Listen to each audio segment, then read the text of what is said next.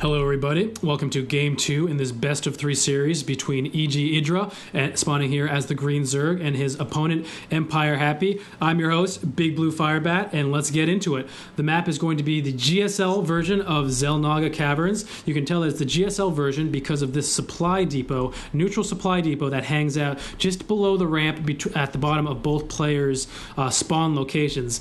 Now this supply depot was placed in here in order to discourage wall-ins, particularly against Zerg, against Protoss or Terran players. A common tactic, particularly strong, especially in the early release of StarCraft 2, was to place a couple of bunkers here, a supply depot and a bunker, or 3 pylons and some cannons, and just wall in a Zerg player before he can get out of space, before he can do much about it.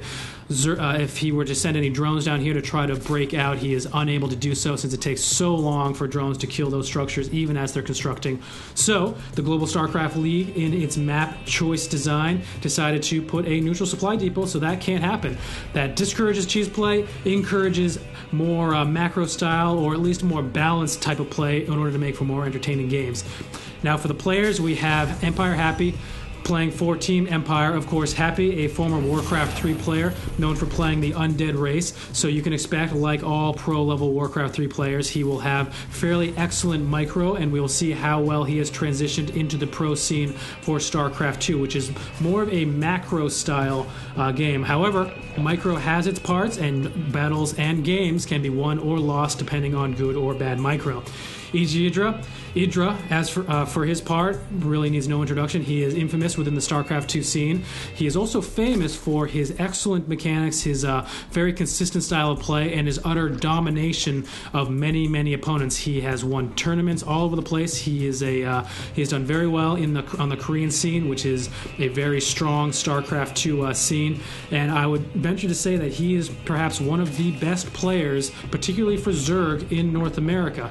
He is also known for his bad-mannered. He is known for his strong opinions. He is known for being kind of the bad boy of StarCraft 2. But let's get right into it. Looks like Happy is setting up a bunker right away, but he is putting this bunker right where EGIdra can see it. I'm not sure how strong this is going to be. We have one Marine running across the field, but no other Marines being produced. I would have to say that this is a feint from Happy. He wants to pull a bunch of drones off for EGIdra. He wants to make him he doesn't want him to be mining. He wants him to destroy this bunker instead of setting himself up. But I would have to say that that was kind of a mistake, since EGIdra has his drones transferred down. He's got a second base up, and without that early pressure, he is looking strong. Happy, for his part, has set up a reactor on this barracks. He's got a couple of Marines over here doing some damage, killing a couple of drones. Already killed 2 drones for his part and chasing these other drones away, but there are Zerglings coming out. 1 Marine almost dead. More Zerglings coming in, and I think that this early pressure is going to be cleaned up by EGIdra. 1 Marine going down, the other Marine is going to go down. No Zerglings lost. Look at that. 1 hit point on both of them. Those are some hero Zerglings right there. Most of the time, Zerglings are just resigned to the fact that they are going to get thrown away and beat up by Marines, but those Zerglings are going to live to tell the tale for another, I don't know, 30 seconds until they try to run up this ramp and get roasted away by 2 Hellions.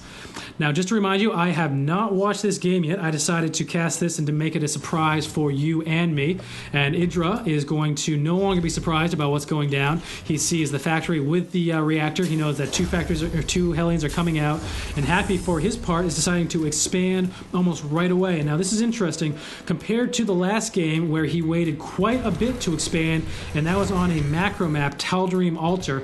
So on this less macro-based map, this much smaller in the map, he's going to go for a much earlier expand. He really wants to keep up with EGIdra, and by keeping up on bases, he's actually going to be ahead. EGIdra, for his part, pulling his drones away. Happy scouting that, realizing that there are no drones to roast. He's going to fall back and gain control of this closer Xel'Naga watchtower. He does not want EGIdra to be seeing what's going on, and he wants to see whenever EGIdra moves out. And EGIdra, for his part, has decided to go into Roach Tech.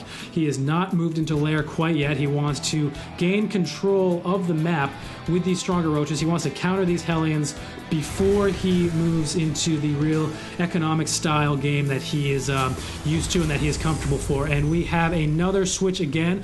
Factory moving away, a barracks being built onto this reactor, tech lab going down for the factory. We got Marauders coming out. We have Stimpack being researched. And it looks like Happy is just reacting to EGIdra's roaches. He is creating an orbital command here in order to expand out. And this one bunker with the Marauder in it is going to be able to take care of these roaches. And EGIdra decides to GG out of the game. He pokes up the ramp. He sees the Marauder hitting him, hitting his roaches. He loses a couple of drones over here. Looks like this Hellion has killed, these Hellions have killed 6 drones in all. And he leaves the game. I am at a loss here. What the hell? EGIdra has been known to occasionally prematurely GG and leave the game, but I have never seen him leave quite so abruptly for so little reason. He's barely down on workers, and I am at a loss. I guess we're just going to move on to game 3.